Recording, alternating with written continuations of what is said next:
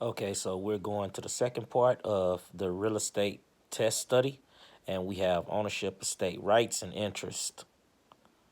So the first concept that we have is estate and severalty.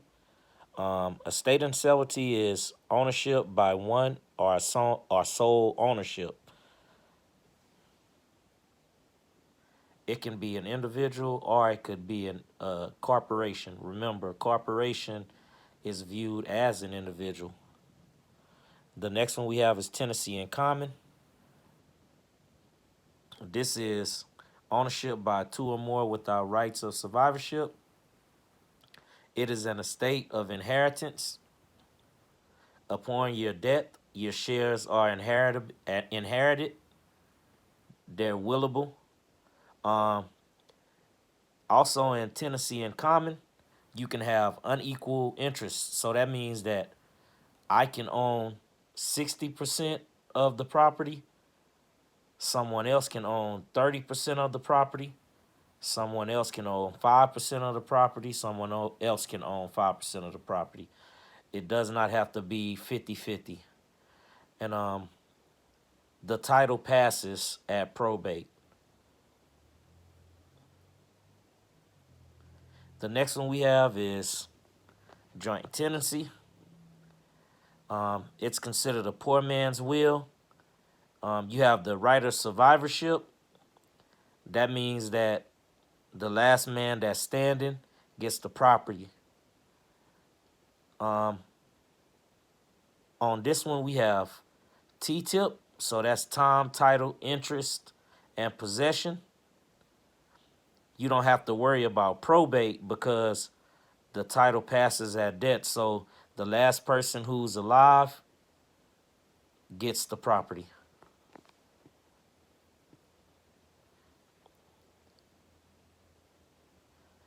Tenancy by the entirety. Um, this is probably going to be on the national part of the test. It is based on marriage. In Texas, we call it community property. This avoids property being put in a probate. It's willable, can be given to basically your offspring or whatnot. It's pretty much the same thing as community property. If a property is held by one party for the benefit of another, then the property is held in a trust.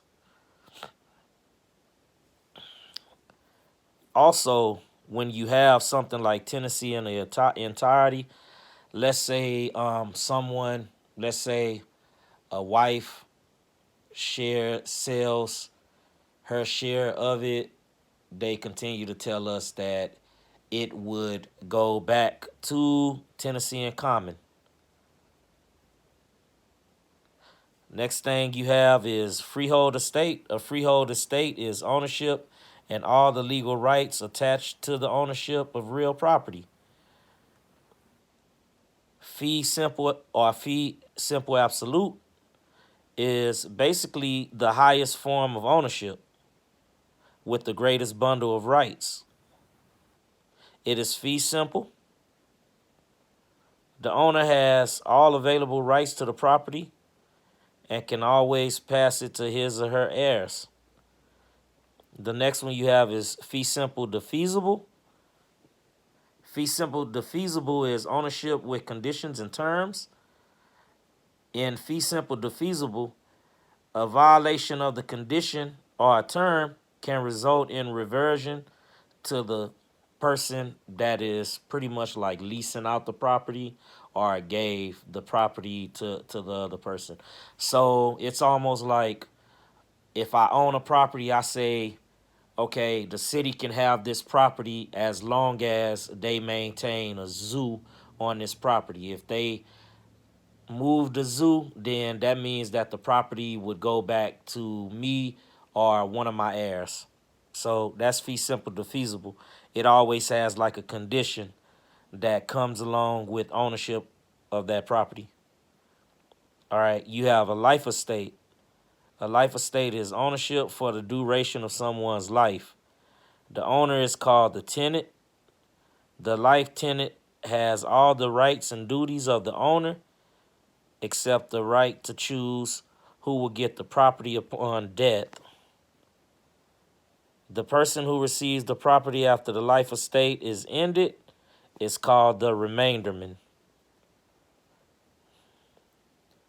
Life estate with reversion, emphasis reversion. At the end of a life estate, the property goes back to the original owner.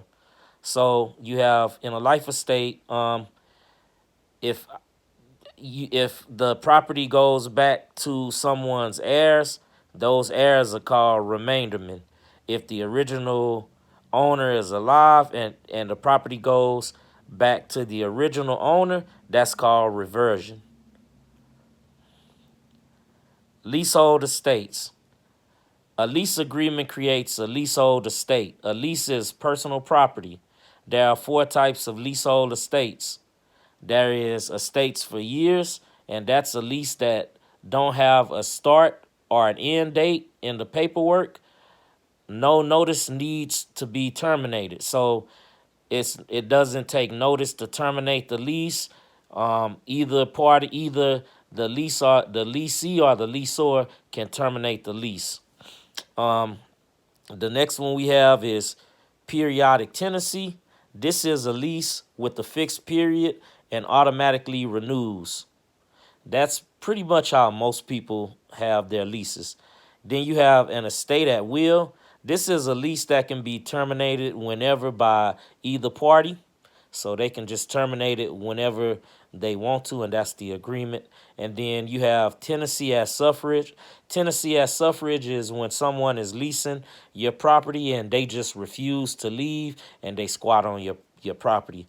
And it sounds like they call it suffrage because it becomes a burden to the owner. Types of leases. You have a gross lease. A gross lease is when the landlord pays all the expenses.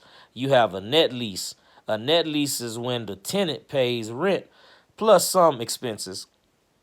You have a percentage lease, and a percentage lease is based on the receipts of a tenant's business.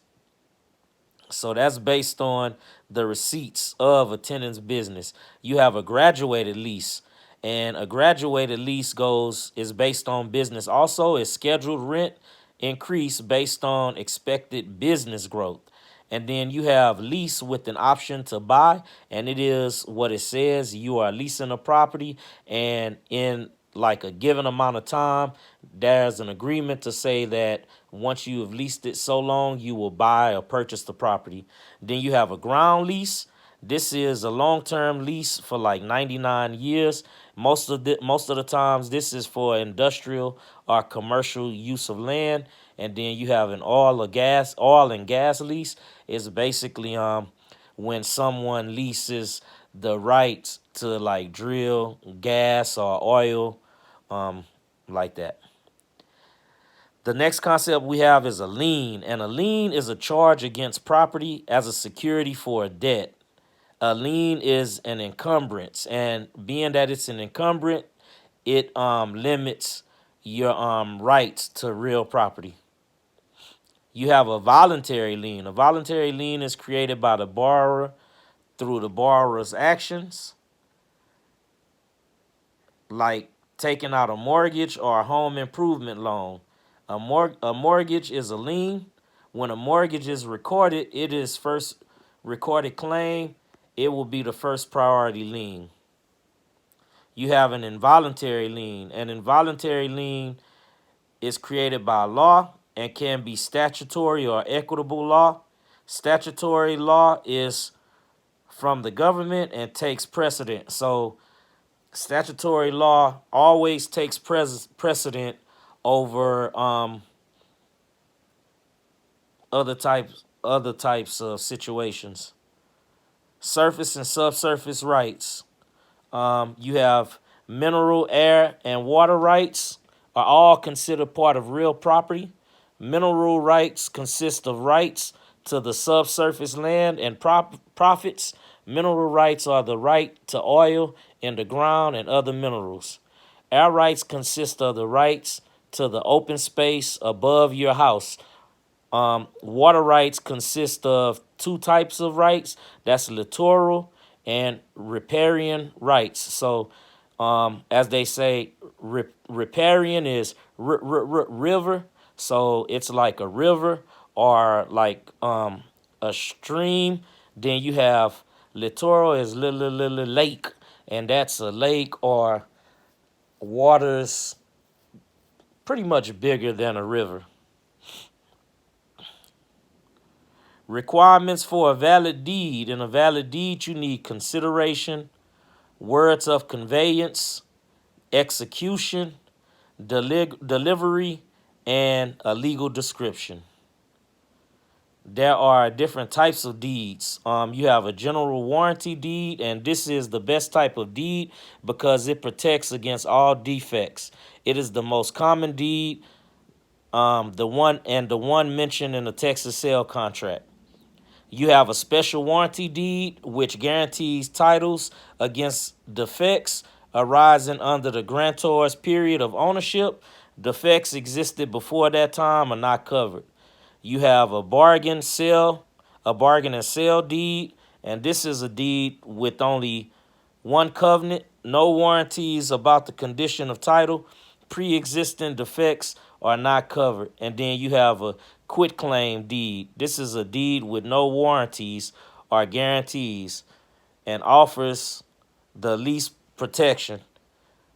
It could be used to clear a cloud on a title. Okay, so you have deeds contain covenants and warranties to the buyer. You have a covenant to season. That's when the grantor claims to be the owner with the right to sell property. You have quiet enjoyment. That's when the grantor promises the new owner they will not disturb the peace within the property. You have covenant of further assurance. That's when the grantor is responsible for any documentation need to ensure title is transferred to the grantee. You have covenant against encumbrance. All encumbrance have been cleared, and then you have the covenant of warranty forever. That's when the grantor promises that have no expiration date. All right, the next thing we have is a will. A will. A party that makes a will is a testator, and the one who has a valid will is a testate, while the one that has a valid will is the testate.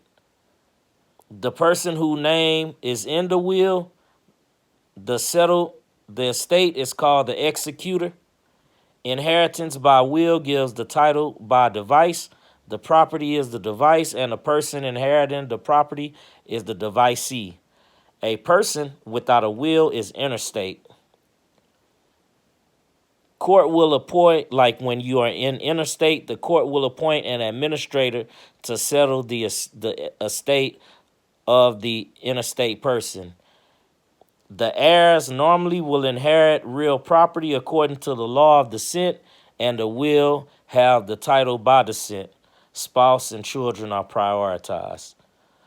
So basically, if you die and you don't have a will and it goes into interstate, that means that the court will appoint someone to settle your estate. Foreclosure. Foreclosure is the legal process instituted by a trustee, lien holder, or creditor after a debtor defaults on his or her payment. So one process is deed in lieu of foreclosure. That's when the lender accepts the deed from the borrower and the lender accepts the liens on the property because it is a fast way to get title to the property. Redemption.